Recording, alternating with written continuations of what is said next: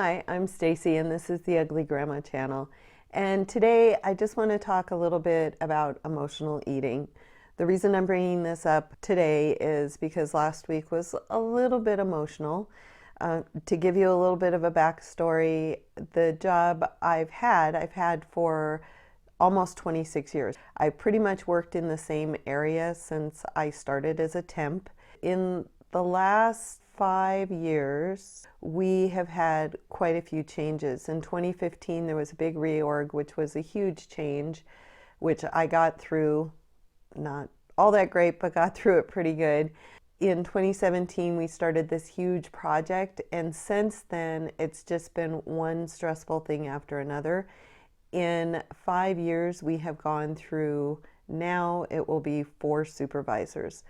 The fourth supervisor that I've had in that period of time announced last week that he was going to give his 2 weeks notice and would be moving out of state. He's only been our supervisor for about 3 or 4 months, so it was kind of a shock.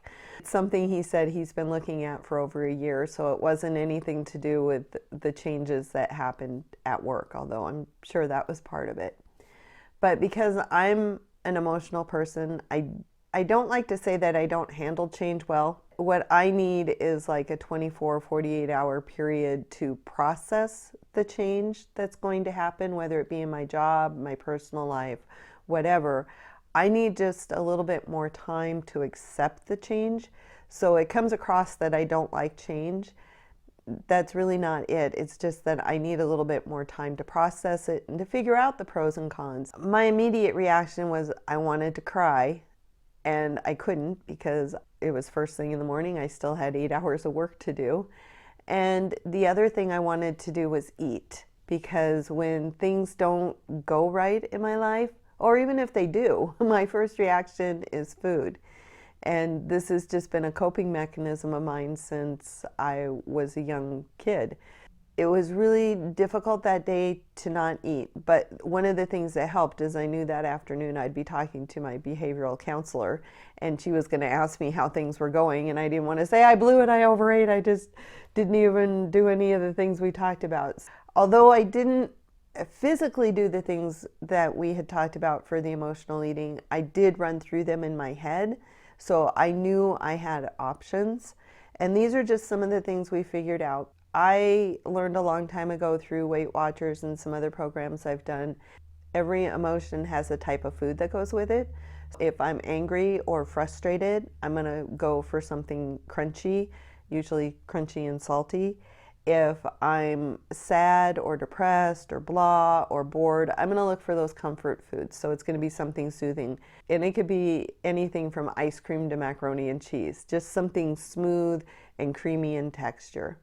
When I'm happy and celebrating, then bring on the sugar. Cake, pastries, donuts, whatever. I've learned this about myself over the years, that every emotion usually has some kind of food associated with it. We had a conversation about what can you do instead of eating, because obviously I'm aware of these feelings enough to know that I'm going to be reaching for certain types of food. If I'm aware of these feelings, what can I do about it? The first one we talked about, because my job can be stressful and I do get angry with work, frustrated with work, is to take a walk. If I'm angry or frustrated, to go for a walk, stomp my feet, dance to music, just be active and to work out the aggression that I'm feeling. If I'm feeling down, a little bit blue, looking for those comfort foods, then I'm going to want to do some self-care. So that could be taking a hot shower, curling up on the bed with the cat and a good book, just doing something besides going for food and finding something that I enjoy doing that will help me relax and feel good about myself. For stress, because I am stressed, walking is always good. But the other thing that I do is I listen to meditation apps. And I brought this up with the sleep video I did last week, is I use an app called Better Sleep. within that app, there are meditations that you can do dealing with stress. And I have done several of those. Also, my Fitbit has a breathing technique that you can do when you're feeling stressed. And I have done that at work when I only have 2 or 3 minutes to kind of calm down and get back to work. I will do that because it's something I can do at my desk. I can put in my headphones and drown out the office noise and just breathe. And doing that helps me relax and I'm able to get more focused. The other one that we talked about was those feelings that you really can't quite place. You're angry, you're stressed, you're sad, you just don't know. For that, I journal. I just grab a piece of paper and a pen. It doesn't have to necessarily be an actual diary or journal notebook, just a piece of paper and a pen or pencil. I can just start jotting down how I'm feeling, why am I feeling this way, and what's going on around me.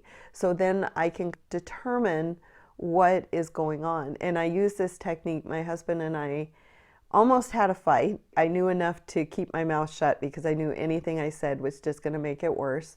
I grabbed my notebook and a pen and I went to a quiet place.